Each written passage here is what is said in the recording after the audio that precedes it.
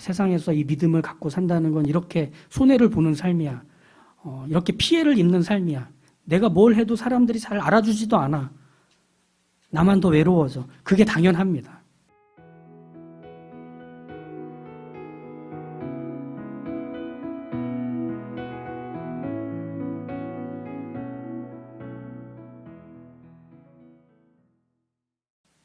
은혜를 받았다.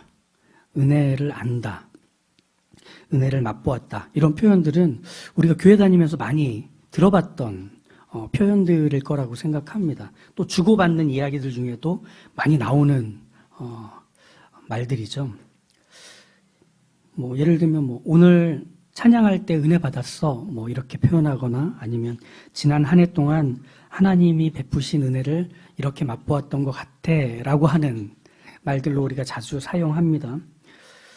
우리끼리는 교회 다니는 성경을 아는 예수님을 믿는 우리끼리는 이 얘기들이 자연스러워요. 이런 표현들이 많은 것들을 좀 함의하고 있어서 별로 이렇게 사용하는데 꺼리낌이 없습니다.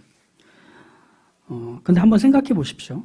교회 안에서 또 믿는 지체들 사이에서 은혜를 받았다, 은혜를 안다, 은혜를 맛봤다 하는 이 표현은 어떤 면에서 보면 상당히 주관적으로 써왔던 표현이 아닐까 생각이 듭니다. 왜냐하면 이 은혜를 받는다는 건 어떤 감동, 어떤 깨달음 같은, 즉 내가 느끼고 내가 알게 된 것 안에서 일어나는 일들을 보통 은혜를 받았다, 은혜를 맛봤다라고 표현해 왔기 때문에 그렇습니다. 그러니까 이렇게 되는 거예요. 내가 오늘 찬양할 때 정말 큰 은혜를 경험한 것 같아 라고 말하면 상대방은 그 사람이 느낀 게 뭔지 모르지만 내가 경험했던 것 안에서 해석하는 겁니다. 아, 얘가 이런 얘기를 하는구나. 그러면서 맞아. 나도 그랬어. 그런데 이게 만약에 계량이 가능하다면 명확하게 표현될 수 있는 거라면 아마 서로 말하고 있는 내용이 다를 수도 있습니다. 그렇지만 우리는 서로 같은 걸 얘기한다고 여기기로 하는 거죠. 이렇게 은혜를 받았다, 은혜를 맛봤다 이런 건 참 상대적이고 주관적인 표현처럼 여겨집니다. 또 만약에 그런 거라면 은혜가 상대적이고 주관적인 각자에게서 경험되는 구별된 나눠진 것들이라면 진짜 은혜라는 건 없나? 진짜 은혜라는 건 도대체 뭔가? 각자에게서 느껴지는 것 말고 어떤 공통적인 건 없는 건가? 하는 생각이 또 들죠. 오히려 은혜를 받았다라고 하는 표현에 좀 많이 가까이 가 있는 이해는 예능 프로에서 본 것 같아요. 예능 프로에서 느닷없이 은혜를 받았다고 얘기하더라고요. 그래서 아니 쟤네들이 어떻게 알지? 들어봤더니 이런 거예요. 아주 독한 캐릭터를 가진 분인데 이분이 순하고 착해졌을 때 어머 누구누구 씨 은혜 받으셨나 봐요. 이렇게 얘기를 하는 거예요. 그러니까 우리보다 뭐랄까요? 누가 들어도 자기 나름으로 해석할 필요 없이 그냥 그대로 직관적으로 이해할 수 있는 표현인 거죠. 사람이 변한 걸 은혜 받았다고 하는 겁니다. 그죠? 은혜는 오히려 이런 표현이 더 우리에게 공유하기 쉬운 개념이 될 겁니다. 사람의 변한 모습. 그게 은혜 받았다로 공유할 수 있는 내용이 되죠. 즉 사람을 대하는 그의 표정과 말투와 태도가 달라지는 것, 삶을 이해하고 바라보는 안목과 가치관의 변화가 일어난 것을 은혜를 받았다라고 표현하면 우리가 은혜에 대해서 좀 더 본질적인 설명을 할 수 있게 될 겁니다. 이건 세상에서도 알고 있는 표현이에요. 우리만 쓰는 게 아니라. 그러면 세상도 공유할 수 있는 좀 표준이 가능한 개념이겠죠. 사실 성경에서 은혜는 이런 식으로 이해해서 우리에게 알려주려 합니다. 은혜는 하나님의 신비롭고 강력한 의지입니다. 은혜는 하나님의 신비롭고 강력한 의지가 은혜입니다. 그러면 그 은혜는 이렇게 되는 거죠. 시간과 공간 안에 있는 나를 하나님이 찾아오셔서 당신의 의지로 당신을 알려주시는 것이 은혜입니다. 그리고 당신의 의지로 변화시키고 새롭게 만드는 것이 말하자면 은혜가 되는 거죠. 그래서 하나님의 이 신비롭고 강력한 의지가 내가 있는 시공간에서의 상황들 속에 예측하지 못한 방식으로 기대해 본 적이 없는 형태로 벌어지게 될 때 우린 그걸 은혜라고 얘기할 수 있는 겁니다. 이해가 되시죠? 설명이 깔끔하셨나요? 네. 그렇게 보면 안진뱅이가 일어나는 것, 은혜입니다. 태어날 때부터 시각장애를 가지고 있는 사람이 세상을 보게 되는 것, 은혜입니다. 귀신 들렸던 사람에게서 귀신이 쫓겨져 나가는 것이 하나같이 하나님 아니시면 할 수 없는 일이기에 은혜라고 말할 수 있겠죠. 이런 느닷없이 벌어지는, 즉 하나님이 시공간 안에 있는 내게 찾아와서 하나님의 의지로 바꿔버리시는, 새롭게 하시는 일이 은혜라면 바울은 이 은혜를 경험했던 사람입니다. 다메섹으로 가던 길에서 바울은 더 이상 예전처럼 교회를 핍박하고 교회에 있는 그리스도인들을 잡아다가 감옥에 가둬넘기는 괴물이 아니었습니다. 그가 예수님을 만난 그 자리에서 바울은 이방인에게 복음을 전하는 사람으로 변하게 되죠. 그 전과 그 후가 완벽하게 나뉘어지는, 느닷없이 찾아온 일로 바뀐 사람이 되죠. 이처럼 바울은 은혜를 경험한 이후에 이방인들에게 복음을 전하려고 자기 목숨을 조금도 귀한 것으로 여기지 않는, 그래서 힘껏 땅끝으로 달려 복음을 전하는 이방인의 사도가 됩니다. 그전과는 전혀 다른 변화가 일어난 거죠. 그래서 바울에게 은혜는 다만 마음속에서의 감동, 그가 알게 된 어떤 깨달음 정도로 멈추지 않고요. 잔잔한 동심원을 그리는 게 전부가 아닌 강력하게 삶을 깨부수는 무엇이 된 겁니다. 그래서 그걸 사람들이 보며 은혜를 받았구나라고 말할 수밖에 없게 되는 거죠. 이렇게 새로운 삶으로 살아내게 하는 구체적인 방향과 일의 변화가 일어난 것, 그걸 은혜를 받았다, 은혜를 맛보았다라고 이해하면 우리는 성경에서 말하는 은혜를 이해할 수 있을 겁니다. 그런데 이 은혜는 새로운 삶을 시작하게 하고 해야 할 일과 목표와 방향만 바꿔주는 걸 은혜를 받았다고 말하는 걸까요? 딱 그런 현상만 나타나야 이걸 은혜를 받았다라고 할 수 있는 걸까요? 내가 받은 감동과 깨달음이 아닌 삶의 변화를 은혜라고 말할 수 있다면 사실은 은혜의 본질은 이렇게 되어 있는 겁니다. 주도권의 이양이 은혜인 겁니다. 주도권이 넘겨지는 것이 결국은 은혜의 본질이 되는 거죠. 내 삶이 왜 바뀌었느냐? 내가 내 삶을 바꿔내고 싶지만 그러지 못한 모든 시간과 시간들에서 그 시간과 공간 안으로 뚫고 들어오신 하나의 의지가 나를 고치는 겁니다. 나를 바꾸는 겁니다. 그럼 뭐가 되는 거죠? 내 삶을 살지만 내 삶의 주도권, 즉 자동차의 운전대가 다른 사람의 손에 넘어가듯 내 삶의 주도권이 예수님으로 옮겨간 것이 말하자면 은혜의 본질이 되는 거죠.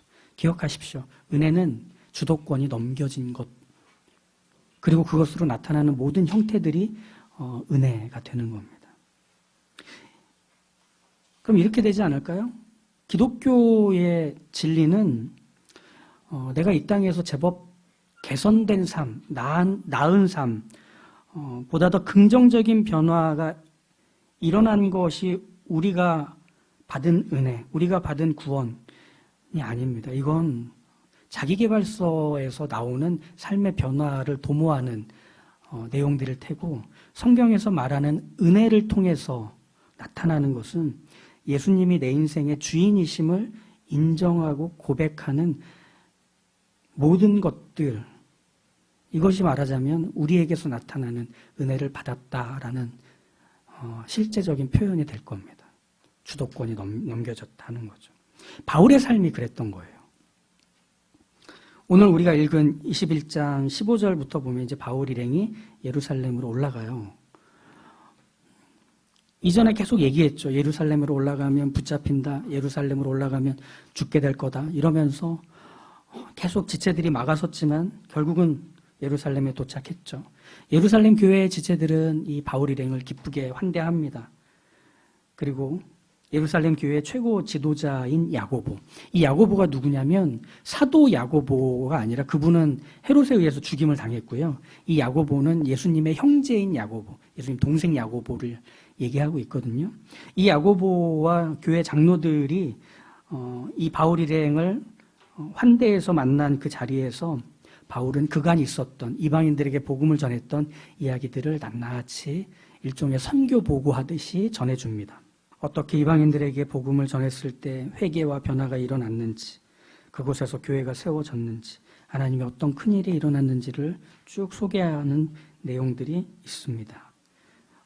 이 모든 보고를 듣고 그 자리에 있던 사람들은 하나님께 영광을 돌리죠. 그런데 그 다음에 얘기가 참 오늘 사건에서의 이제 중심에 자리 잡고 있는데요. 이 말입니다. 예루살렘 교회도 그간 복음을 전해서 유대인 중에 믿는 그리스도인들의 숫자가 수만이나 된다. 근데 그들은 율법의 열성을 가지고 있는 유대인들이다.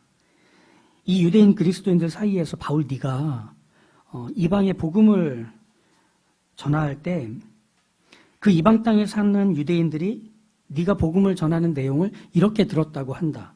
모세를 배반하고 아들들에게 할례를 하지 말라고 하고 절기나 제사를 굳이 지킬 필요가 없다고 전해졌다는 거다. 우린 참 혼란스럽다. 그들이 전해준 말을 지금 우리 예루살렘 교회의 유대인 성도들이 듣고 당황해하고 화를 내고 있다. 그래서 우리는 바울 네가 올라오면 어떻게 해야 될지를 고민하다가 이런 결정을 내렸다. 너의 그 누명을 벗고 너 역시 율법을 지키는 유대인이라는 것을 보이기 위해서 너와 함께 온 이 4명의 사람들에게 서원을 하게 하고 머리를 깎는 예식을 거행하게 할 때 네 돈으로 그들의 머리를 깎게 해라. 그러면 이 유대인들이 너 역시 율법을 지키는 유대인이라고 여기게 될 것이고 너의 누명도 벗겨질 것이다. 이렇게 얘기를 한 거죠. 들어보시니까 어떠세요? 그렇구나. 내가 그렇게 누명을 쓰고 있었구나. 그럼 이 누명을 벗어주려고 이런 제안을 해주시는구나. 오케이, 좋은 아이디어야. 라고 했을까요? 전 속상했을 것 같아요. 되게 외로웠을 것 같아요. 바울이 그동안 이방 지역을 다니면서 복음을 전했던 것들이 하나같이 대단하지 않은 것이 되도록 만들어버리는 것 같았을 것 같아요. 이방인들에게 가서 복음을 전하는 현장에 대한 이해가 이렇게 없나 싶었을 것 같아요. 이미 사도행전 15장에서 수리아 안디옥에 있는 교회에 가만히 들어온 유대인 그리스도인들이 할례를 받지 않으면 너희의 구원은 가짜라고 한 것에 대해서 바울과 바나바가 한번 크게 싸웠거든요. 그래서 이 문제를 가지고 안디옥 교회에서 예루살렘 교회로 이 문제들을 해결해 달라고 보냈던 적이 있습니다. 그래서 이미 그 문제는 해결이 됐어요. 거기서 베드로가 뭐라고 했느냐면 어찌하여 너희가 하나님을 시험하여 우리 조상과 우리도 능히 매지 못하던 멍에를 제자들의 목에 두렸느냐. 그러나 우리는 그들이 우리와 동일하게 주 예수의 은혜로 구원받을 줄을 믿노라. 이미 그들과 우리는 주 예수의 은혜로 구원받은 형제로서 서로가 동등하다 이렇게 얘기를 했는데도 지금 다시 올라온 예루살렘 교회에서 들은 얘기는 다시 원점인 거예요. 달라진 게 또 없는 거예요. 이 문제를 다시 끄집어내서 바울에게 책임을 지라는 것이 너무 속상하고 외로울 수밖에 없지 않을까요? 야, 너 때문에 또 우리 예루살렘 교회가 피해를 볼 것 같아. 우리 안에서 분열과 분냄이 일어나고 있는데 이거 어떻게 해결할 거야? 그러니까 네 돈, 네 머리 깎아가지고 해결해라. 막 이렇게 된 거예요. 아무리 유대인 그리스도인이 전부터 예루살렘 교회를 채우고 있는 모든 그리스도인들임에도 분명하지만 어떻게 이걸 이렇게 말할 수 있을까? 은혜와 율법에 대한, 복음과 율법에 대한 이해가 이런 것밖에 아직은 안 되고 있나? 무엇보다 더욱 속상한 건 뭐냐면 다음 사건이었습니다. 바울이 그 말을 따랐어요. 그래서 이 4명에게 머리를 깎게 한 후에 성전에 갔는데 마침 오순절 절기를 지키려고 여러 이방 지역에서 올라온 유대인들, 디아스포라 유대인들이 있었거든요. 그들 중에 몇몇이 바울을 알아본 거예요. 그래서 바울을 보면서 이렇게 말하죠. 이스라엘 사람들아 도우라. 이 사람은 각처에서 우리 백성과 율법과 이곳을 회방하여 모든 사람을 가르치는 자인데 이제 헬라 사람을 데리고 성전에 들어가서 이 거룩한 곳을 더럽게 하는구나 이렇게 선동을 합니다. 정말 억울한 상황이 더 뒤에서 쫓아와서 빵 하고 뒤통수를 친 겁니다. 예루살렘 교회 지도자들의 요구를 따라서 바울은 자기 돈으로 4명의 머리를 깎고 율법을 지킨다는 걸 보여주고 성전에 올라갔다가 잡힌 겁니다. 이미 시작부터 바울은 철저하게 이해받지 못한 채로 이 사건을 복판으로 걸음을 내딛었는데 거기서 이제 누구도 나서주지 않은 채로 또 다른 상황에 처절하게 짓눌리게 되는 거죠. 아무도 도와주거나 변론하지 않아요. 여기에 예루살렘 교회 성도들이 나서서 바울을 변론해주고 이 사람은 지금 율법을 지키기 위해서 여기 이렇게 온 거야. 그 이방인을 성전으로 들이기 위해서 온 게 아니야. 이렇게 변명해주는 사람 하나 없습니다. 그냥 혼자 그걸 다 맡고 있습니다. 어쩜 바울에게는 자기 편이 누구도 없는 이 상황 너무 억울하고 속상하지 않을까요? 안 해도 될 일을 너희들이 하라고 해서 했는데 이렇게 됐잖아. 어쩔 거야. 이렇게 말해도 되는 상황이잖아요. 누가 책임질래? 봐, 내가 이렇게 될 줄 알았어. 이렇게 말해도 되는 상황이잖아요.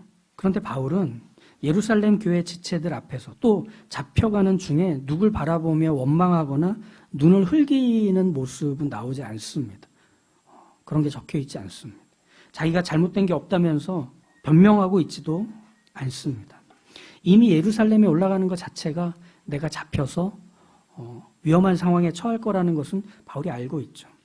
그 일이 어떤 과정을 통해 벌어지든 바울은 그 일이 일어난다는 것을 알고 있기 때문에 억울해하거나 원망하려고 하지는 않았습니다. 그래, 이런 과정을 통해서 이런 일이 벌어지는 그건 좀 예상을 못했지만 그래도 결과는 알고 있으니 다행이다 라면서 다독였을 겁니다. 오히려 이 사건에서 우리가 봐야 하는 부분은 뭐냐면 바울이 예루살렘 교회와 유대인 그리스도인들을 향해서 일관되게 철저한 존중을 보이고 있다는 점입니다.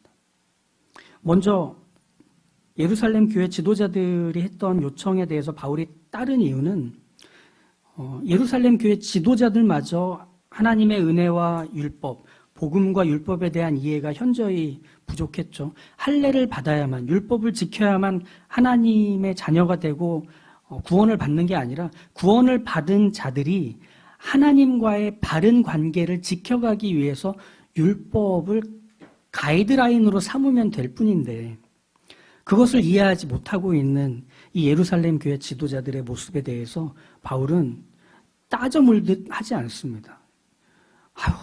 어쩜 아직도 이런 걸 모르는 거야. 얼마나 더 배워야 하는 거야. 이렇게 짓누르지 않습니다. 또 여전히 구원을 받았지만 율법을 준수하는 일에 목숨을 걸고 있는 그 유대인스러움에 대해서도 비난하지 않습니다. 너네가 생각하는 건 틀린 거야. 어쩜 그렇게 너희들은 바뀌는 게 없니? 예수님 때도 그러더니 지금도 그러는구만. 이라고 하지 않습니다. 그럼 어떻게 하죠? 그들이 한 말을 따라줍니다. 철저한 존중이라는 것은 상대방의 눈높이를 이해하고 안 것에서 그것을 옳고 그름으로 따지지 않고 그들의 그 정도와 수준을 이해한다면 이해하는 것만큼 존중해 주는 겁니다. 그것이 사랑의 시선을 갖는 그리스도인의 모습이 되는 거죠. 우린 보통 옳고 그름을 따지는 걸 종교의 영역에서 상당히 중요하게 여깁니다. 이게 경건한 거냐, 경건하지 않은 거냐, 이게 본질적인 거냐, 비본질적인 거냐, 이게 옳은 거냐, 그른 거냐의 문제를 우린 종교의 영역에서, 신앙의 영역에서 되게 중요한 자리에 둡니다. 그런데 옳고 그름이 생명을 만들지 못한다는 면에서 그건 절대적인 기준이 될 수 없습니다. 옳고 그름의 문제가 우리에게 있어서만 중요한 거지 사실 우리에게 있어서 옳고 그름은 너와 나를 키재기하는 것 이상이 되지 못해요. 근데 그걸 내가 옳다는 걸 확보하기 위해서 내 기준이 절대적이 되도록 만들고 싶어 해서 종교를 끌어오는 거죠. 신앙을 끌어오는 거죠. 바로 그 문제를 예수님이 지적하신 게 이것입니다. 잘 아시는 말씀인데 비판을 받지 아니하려거든 비판하지 말라. 너희가 비판하는 그 비판으로 너희가 비판을 받을 것이요. 너희가 헤아리는 그 헤아림으로 너희가 헤아림을 받을 것이라. 어찌하여 형제의 눈 속에 있는 티는 보고 내 눈 속에 있는 들보는 깨닫지 못하느냐. 보라, 내 눈 속에 들보가 있는데 어찌하여 형제에게 말하기를 나로 내 눈 속에 있는 티를 빼게 하라 하겠느냐. 외식하는 자여, 먼저 내 눈 속에서 들보를 빼어라. 그 후에야 밝히 보고 형제의 눈 속에서 티를 빼리라. 여기서 들보와 티는 같은 원료에서 나온 겁니다. 뭐냐면 나무로 만든 들보와 나무로 들보를 만들다가 이렇게 튀겨져 나온 톱밥, 이것이 티와 들보입니다. 예수님이 말씀하시는 건 너무 선명하죠. 야, 네가 갖고 있는 너의 기준으로 상대방을 볼 때는 모든 게 부족하고 한심하고 틀린 것처럼 보일 거야. 그런데 그 같은 기준으로 너를 보면 너는 죽어야 돼. 이 얘기를 하시는 겁니다.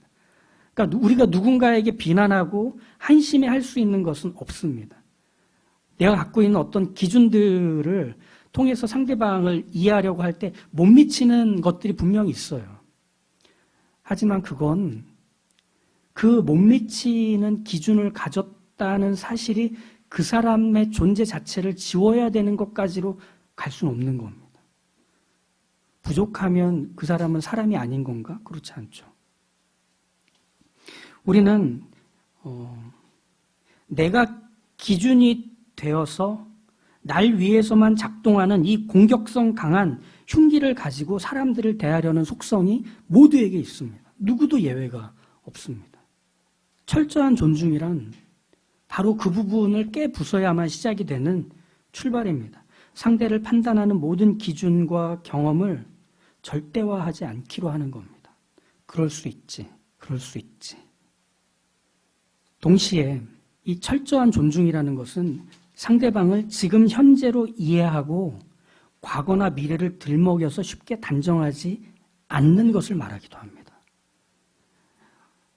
보통 연애를 하거나 부부 사이에서 싸움이 일어날 때 싸움의 불길이 잦아들지 않고 확 커지는 대부분의 상황은 어떻게 찾아오냐면 자꾸 과거를 끌고 와서 현재와 이을 때 벌어집니다. 너 전에도 그랬잖아. 이러면 이제 뭐? 하면서 이제 그 공격력이 100 이상으로 증가하잖아요. 그래서 지금 일어난 문제를 가지고 그 갈등을 가지고 싸워서 그 갈등을 해소해 나가야 되는데 자꾸 과거를 끌고 와요. 그러고 나서 어떻게 하죠? 미래를 완성해요. 넌 계속 그럴 거잖아. 내가 널 뭘 믿고. 이렇게 하면서 문제를 키워버리는 거죠. 우리는 상대방의 지금 현재를 그대로 이해하고 받아주는 것이 존중이라는 것을 배워본 적이 없습니다. 그 사람의 지금의 모습을 인정하고 그 다음을 기대하는 것이 존중일 텐데 우리는 단정하는 걸로 과거와 미래를 지금으로 딱 엮어놔서 그 사람은 그럴 수밖에 없어로 끝내버리는 겁니다. 하지만 거기서는 가장 중요한 것을 우리가 놓치게 되죠. 뭐죠? 하나님이 그 사람의 시공간 안으로 들어와서 의지를 갖고 일하실 것을 우리는 지워버리는 겁니다. 그 단정 안에서 말이죠. 로마서 14장에서는 이방인들이 해왔던 그 문화, 신전에서 잡은 재물을 시장의 고기로 공급을 하거든요. 워낙 재물이 많으니까. 그러면 시장에서 파는 고기를 떼다 먹는다는 건 신전에 바쳐진 재물을 먹는 것과 같았습니다. 그러다 보니 이방인 중에 믿었던 그리스도인들 중에서 나는 더 이상 이 신전에서 나온 신에게 바쳐진 이 재물을 먹지 않는 걸로 내 신앙을 증명할 테야 라고 하는 그리스도인들이 있었습니다. 그래서 그들은 채식을 쫓게 됐죠. 그런데 이 사람들의 이런 어떤 열심, 단호함은 사실은 신앙의 한쪽 면만을 강화시킨 어린 모습이었습니다. 왜냐하면 모든 음식은 하나님이 허락하신 것이었죠. 모든 식물은, 모든 동물은 하나님이 주신 것. 그래서 그걸 양식 삼아서 오늘을 살게 하시려고 하나님이 허락하신 것인데 이 고기에도 경건한 것과 경건하지 않은 것이 있다고 나누는 사람들이 있었던 겁니다. 그러면 믿음이 큰 사람, 하나님에 대한 이해가 큰 사람은 그것을 먹는데 어떤 불편함이 없겠죠. 그러면 이 사람은 그걸 안 먹기로 한 사람을 향해서 뭘 할 수 있죠? 어리다고 한심해하거나 단정지을 수 있게 되겠죠. 바로 이 문제에 대해서 바울은 로마서 14장에서 이렇게 얘기합니다. 그런즉 우리가 다시는 서로 비판하지 말고 도리어 부딪힐 것이나 거칠 것을 형제 앞에 두지 아니하도록 주의해라. 내가 주 예수 안에서 알고 확신하노니 무엇이든지 스스로 속된 것이 없으되 다만 속되게 여기는 그 사람에게는 속되니라. 만일 음식으로 말미암아 내 형제가 근심하게 되면 이는 내가 사랑으로 행하지 아니함이라. 그리스도께서 대신하여 죽으신 형제를 내 음식으로 망하게 하지 말라. 그러므로 너희의 선한 것이 비방을 받지 않게 하라. 하나님의 나라는 먹는 것과 마시는 것이 아니요 오직 성령 안에 있는 의와 평강과 희락이라. 이로써 그리스도를 섬기는 자는 하나님을 기쁘시게 하며 사람에게도 칭찬을 받느니라. 바울의 이 억울함과 속상함 속에서도 바울 자신은 여전히 은혜의 사람임을 잊지 않고 있습니다. 그의 명예가 곤두박질 쳤어요. 그의 평판이 망가지는 현장에 그가 서 있어요.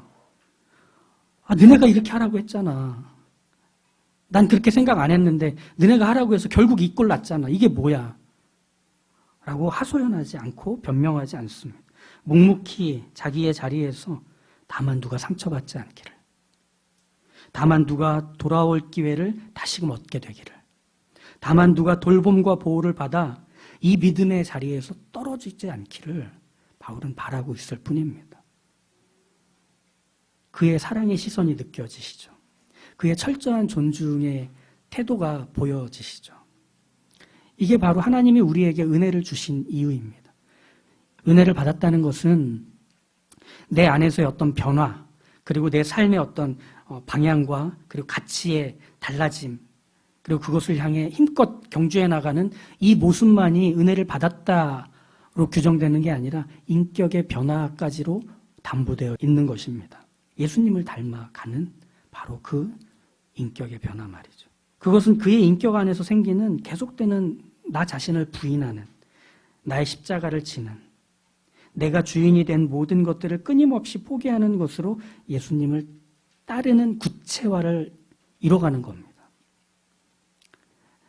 우리가 받은 은혜는 우리를 이런 사람 되도록 예수님이 우리의 주인 되셔서 우리를 이끌어 가시는 삶입니다. 이 은혜를 경험한 사람, 이 은혜를 맛본 사람들이야말로 세상에서 비로소 인생이 무엇이고 사람이 산다는 게 어떤 것인지를 이야기해 줄 수 있습니다. 우리가 구원받아 이 땅을 살고 있는 이유인 것입니다. 우리는 선을 긋는 사람이 아닙니다. 우리는 눈금이 되는 사람이 아닙니다. 잘했어, 못했어, 평균을 넘었어, 넘지 못했어를 갈라주는 사람이 아닙니다. 누군가를 단정하고 누군가를 비난하고 누군가에 대해서 그렇게 함부로 말할 때는 이미 내가 그 사람의 하나님이 되어 있는 겁니다. 그 사람의 주인이 되고 그 사람의 평가자와 심판자가 되기로 한 겁니다. 거기서는 어떤 생명도 피어나지 못하고 거기서는 어떤 삶의 기회도 주어지지 않습니다. 우리는 그렇게 숨막히는 인생으로 부름받지 않았습니다. 세상에 있는 것으로 세상이 벌벌 떨면서 저것들 없어졌으면 좋겠어가 아니라 저들이 있어서 우리가 숨통을 트일 수 있게 된 것 같아. 우리가 사는 게 이런 모습이 전부가 아니라는 걸 알게 되는 것 같아 라고 여길 수 있게 되는 거죠. 우리는 어떤 사람이죠? 하나로 모으는 사람입니다. 기다려주는 사람입니다. 그 사람이 보다 더 나은 성장과 발전이 펼쳐질 것이라는 것을 적어도 나 하나는 여지를 만들어줄 수 있는 사람으로 우리는 이 땅에 그리스도인으로 존재하는 것입니다. 나를 보면 좀 숨쉴만해져야 하는 겁니다. 은혜를 받은 사람의 변화된 모습입니다. 여기 여러분은 초청받으신 겁니다. 그 변화가 여러분 안에서 계속해서 일어납니다. 그러니 너무 당황하지 마십시오. 야, 세상에서 이 믿음을 갖고 산다는 건 이렇게 손해를 보는 삶이야. 이렇게 피해를 입는 삶이야. 내가 뭘 해도 사람들이 잘 알아주지도 않아. 나만 더 외로워져. 그게 당연합니다. 그런데 그걸 당연하게 여기면서도 한 번 더 돌아보게 하는 게 바로 믿는 우리의 삶의 모습, 인격의 변화입니다. 우린 그렇게 부름받았어요.